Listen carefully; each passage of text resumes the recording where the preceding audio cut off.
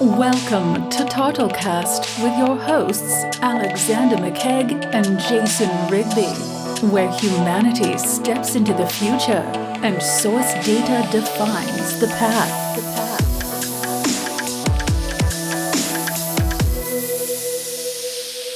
Everybody, thank you for tuning into this week's episode with Jason and I here. We got a special program for Tartle because there needs to be an explainer for why we architected the system a certain way, right? And why architected? Architect, right? Oh, okay. So you got it's like I thought design. you added an ED on the end. No, yeah. Why are you laughing, bro? Constructed, whatever the hell we want to call it. Yeah. But past participle. Yeah. Your prose is just knocking me off my socks right now. I know, yeah. What socks do you have on today? I got... you have a gangster vegan shirt on. But I got the UFO boys on here. Oh, little UFOs. Well, we get a lot of those in New Mexico. Yeah, of course. Well, I was sleeping, sidetrack on this Tartle podcast right now. I was sleeping the other night, and I hear this thing... Just the other night? Not last night. The other night. And... It sounded like, it was like 2, 3 o'clock in the morning, and it sounded like the sky was being just ripped in half. But it was gunshots? No, not gunshots. You had that, the probably the first or second night you were back from your vacation? Yeah, there were some gunshots. Yeah, did you hear that? Yeah, it was right on the edge of where the reservation starts. Yeah. Kind of a mess. Yeah. You just sidetracked me again. So it sounds like this thing is like ripping the sky in half, but it's like pulsing. It goes like bop, bop, bop, bop, bop, bop, bop. And I think Aurora Project. I think it's like one of those pulsing ion engines. Yeah, the magnetic. Because Kirtland tests those. Did you see any green or was there? No, it woke me up and the dogs are like shaking. Because I know it when it pulses, when they're reversing the polarity back and forth so quickly within milliseconds, it creates like a green. The ion discharge creates. I'm sorry, Professor. Sorry. I can't believe you got your PhD since I've been gone for 3 weeks. A lot has happened, bro. Do you have any books I've read? What else am I supposed to do? Wow. Literally, Alex, what am I supposed to do while you're gone? You're really manning the show from now on. Yeah. Why don't you just talk about Tartle and the auction system? Go ahead. The auction system in Tartle? Yeah. Okay. All right. Okay. So it's your company, bro. Yeah. All right. Let's dip into Tartle for a second. So people were wondering, they're like, so how is it, I have people going to buy the data, right? And the people selling it, they're like, so how do we figure out what is the price? Right. Like, how do we know that, this piece of information is like a hair color? I want to buy information. Can I drop the mic on this one? Yeah, go ahead. The market decides. Next. Yeah, exactly.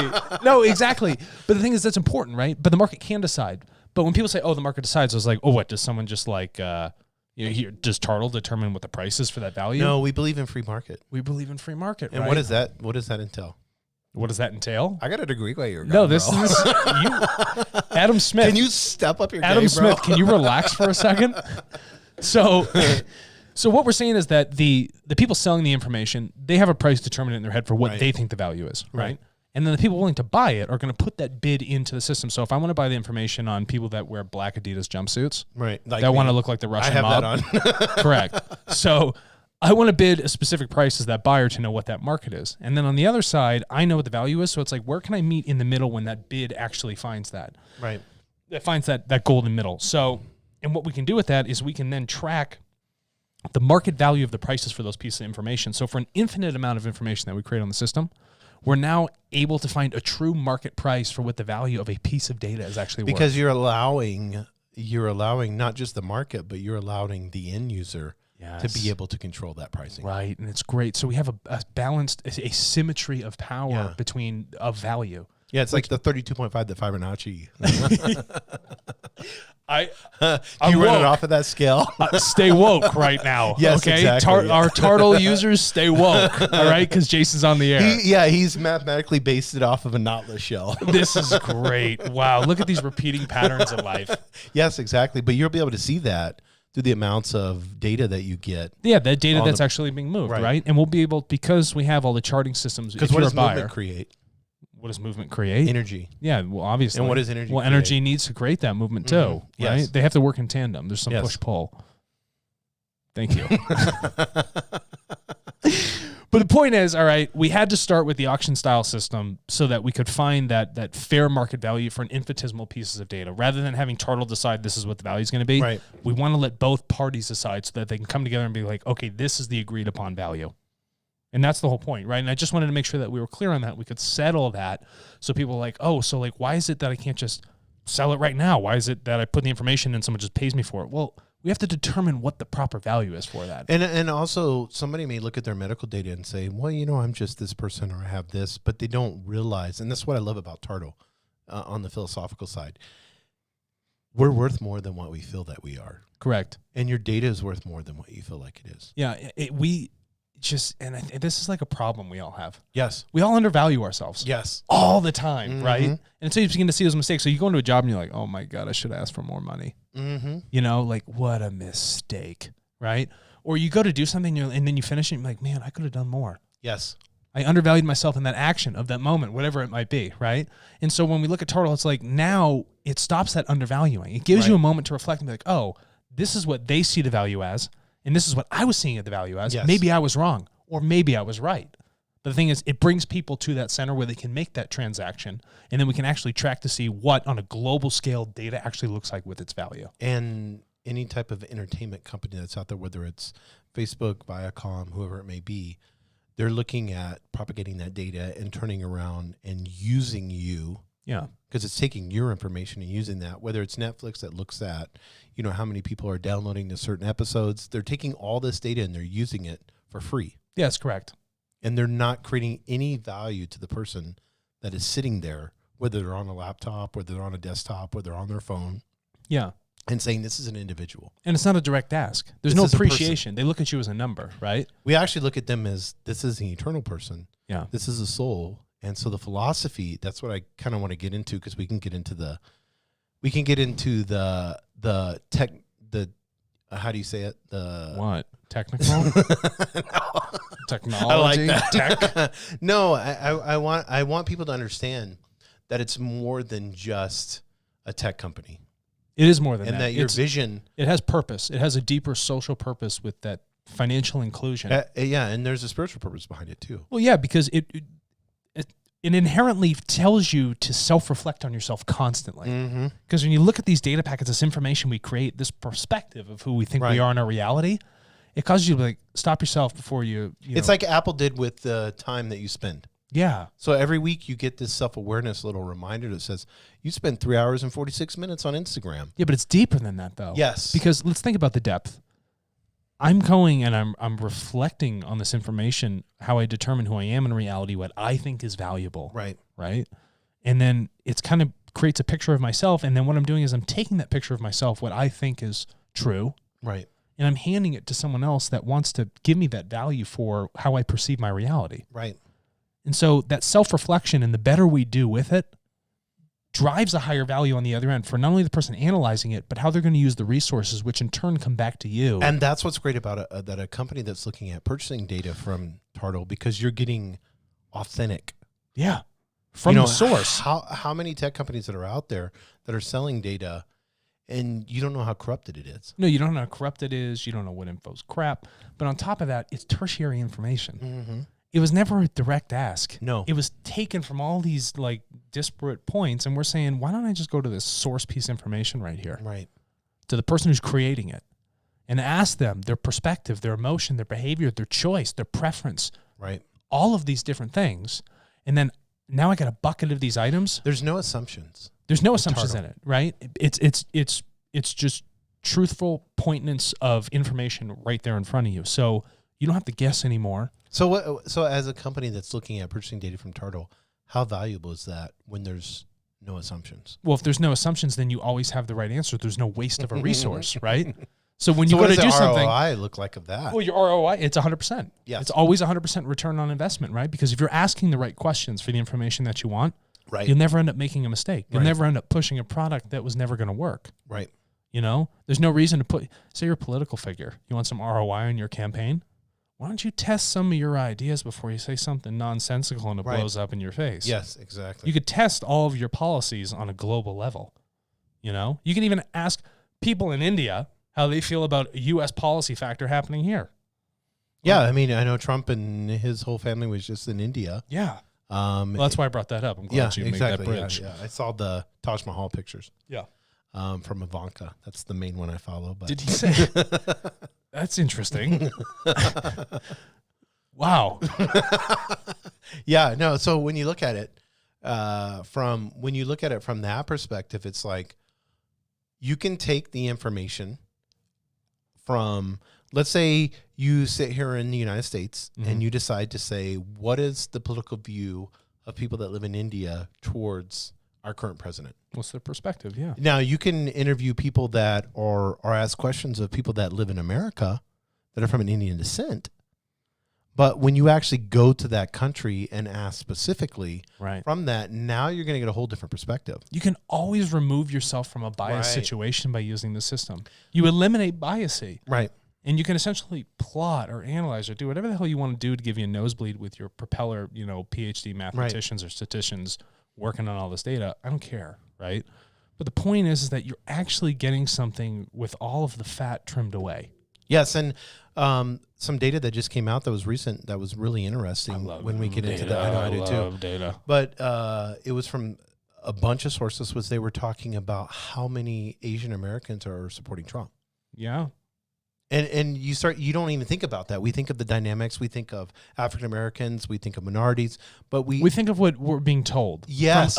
From one source. But we don't think of the highest percentage of a minority that's supporting Donald Trump is Asian Americans. But the thing is, how long did it freaking take to figure that out? You could figure it out in 24 hours on TARTLE. Yes, exactly. That's what I'm saying. And then if the news ever says something stupid, you're like, let me go check the facts. Why don't you get a collective perspective of source?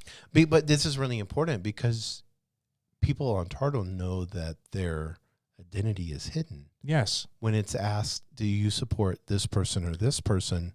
That's the how honest are you going to be? This is where I was leading into this question. No, I'm glad you asked because I love a metaphor with that, right? Right. It's like the dude like sipping on like Mountain Dew, like the old school version, late at night on YouTube or like 4chan or something he shouldn't be on. Right. But he's behind a keyboard. So he'll say anything. Yes. And those you tend to find that people don't. I'm going to say something a little different here. There's no anonymity in a situation, typically them on real day life when they're doing an interaction, which means people know who they are. Yes. But when you're not known, people are really willing to share the deeper parts about themselves. Yes. So this information we have on TARTLE, it's grittier.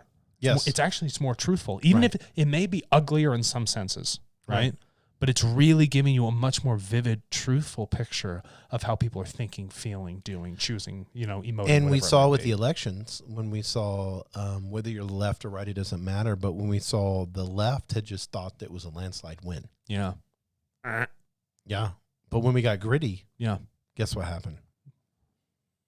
Yeah. And so all those data points, all that, what would you call, what did you say the word about it was, I'm trying to think of the word. Bring me back to the sentence, Jason. No, it's the shirt. It's distracting me, the gangster vegan. But no, think about it. Whenever you're having that passive data coming, yes, there's an assumption to that because whenever you have anything that's passive, you can sway it to whatever direction that you want. Of course you can because it's just information coming in and then you have the bias of how to determine it. Yes. Rather than letting the people who created it determine that information for themselves. Like if I write a sentence, okay, only until I explain to you the context of what I wrote from my perspective do you truly understand its meaning. You know how people interpret the Bible or they interpret poetry or whatever it might be. Right. It's only until you heard it from the mouth of the author that you truly understood what they were talking about. So I'm saying we take millions of authors here on TARTLE, our user base, right? And we're asking them, what did you really mean? Rather than just saying, we've gotten passive information and we're going to assume that this is what you said. You've gone 4 times to Trump's website. Yeah. So we assume you're a Trump supporter. Maybe I'm just going there to figure out what's happening on the other side. Right. But then I must ask you, so then how do you determine what that price is? So instead of being passive and wasting your resources, just go with this auction style system we have, bid people for that information, and then they'll meet you in the middle with what they think is valuable. I love that. I think think that's awesome. Thank you. Well, I think we wasted 15 and 33 seconds. Yeah, that's great. Yeah, that we just shortened everybody's lifespan, and also kill a couple 15 of minutes. But we do encourage people with the remaining time that they do have. Oh, yeah. And it only takes about 30 seconds. So about 16, 15, yes. you can be done, signed up for TARTLE, and populating your data packets in a snap. Yeah, and it's super easy. Very easy. Yeah, and I think you downloaded TARTLE. I think you did this on the sly on my phone.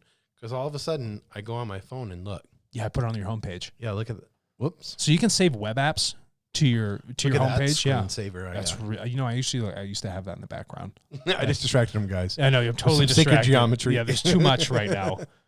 But because it's a web app, what you can do is if you're in your web browser on Android or iOS, you can go to the share button, and then from that you can hit save to home screen.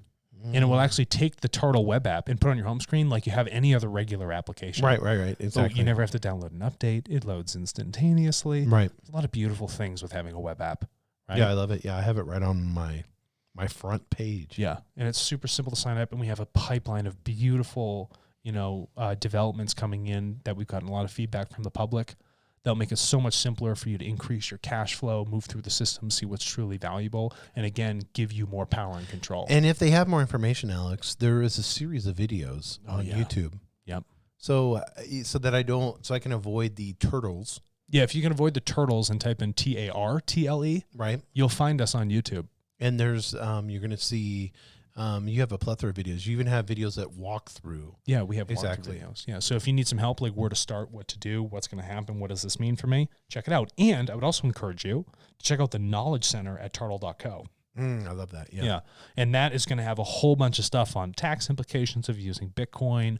It teaches you about encryption standards, our philosophies, structures, the entire system. It'll all be there for you. Yeah, I talked to someone the other day and they were like, I believe in Bitcoin, I believe in this. And then, I was sharing with them about TARTLE and they're like, what if I just leave it in there? And then it just collects and collects and collects and then I have it. And at some point later on, 5, 10, 15 years, as Bitcoin's growing. Yeah, just consider it an investment. Yeah, exactly. That's the way what's the big whoop? So it's either you look at it as a new system of currency, right?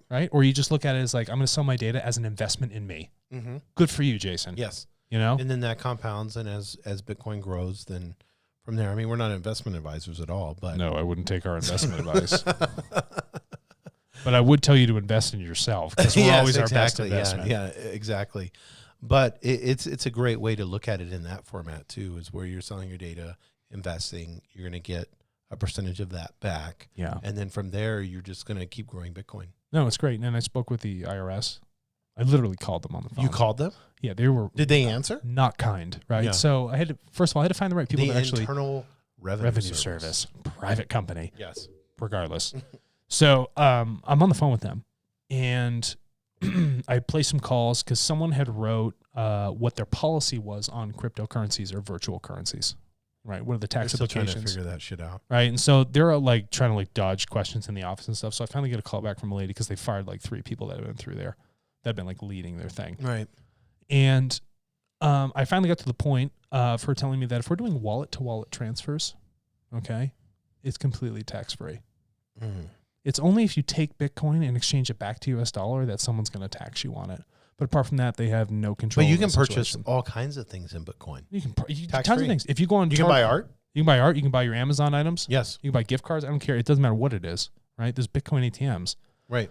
But I felt like a sense of fear from them because like, oh, the onus is on you, and then they start getting angry on the phone. The IRS is getting. Do you even know me? Right. Apart from the number that you have. So you're distributing paper with dead presidents on it. Yeah. And you think cash is still king? And you think the internet. Your paper. Yeah. And you think the internet. Yeah, you think the internet is the bad yes, thing, right? Exactly. Yeah. Don't touch that it's a minority and the majority is the US currency. Yeah, and I think at any moment a global currency could come on the scene and transform. I think that is what's going to be the next. That's what scares them the most. No, I think more than anything, I don't think it's a coronavirus. I don't think it's the China economy collapsing or anything. I think it's a universal currency that's going to hit the scene. The bankers are not going to know what to do because for hundreds of years, They've developed the United States. I'm getting Europe has came goosebumps. in here. I'm getting goosebumps. You give me, this is stuff that I really dip down into history. And so now you have the United States government, you have the European Union, Yep. you have all these sacred cows, because that's what they all are. These bankers are all sacred cows. There's only and a couple it's of time to do some cow tipping. Yeah, we gotta tip some cows. Yes. Yeah. Are we getting revolutionary right now? It's happening. It's getting toasty in this podcasting studio. Because what's going to happen? Because when currency becomes owned the by ability to be owned by the people, by the people, not a minority, and for the yeah. people. Do you not think that the founding forefathers, if they had the ability to understand the concept of cryptocurrency, they'd be jacked. they would be so excited They'd be about this jacked. revolutionary? Because even then, in Yeah. the 1700s, the founding forefathers were warning against the banking system. Don't that put was in the Europe. central banks. Don't Yes. do this. Over Don't and let over the again, Brits they were talking fund about us, that. right? Over and over again, they were talking about that. Yeah. Keep Europe out of our money. Stop doing it. That's why they were doing the gold Don't standard. put a Till central when? bank. You have no control Yes. until Bretton Woods when they canceled it. What, the 60s or 70s? Yes. Yeah, and the Federal Reserve, private company, once Yeah. again. Oh, IRS, God. private company. Oh yeah, founded Once in again. Puerto Rico. It is time for the people to come back and take ownership, not just of their data, but for their money. Oh man, and you can do both at the same time. You can with tartle.co. Thank you. TARTLE.co. Everybody, thank you for listening, and we will see you in another week. Yes.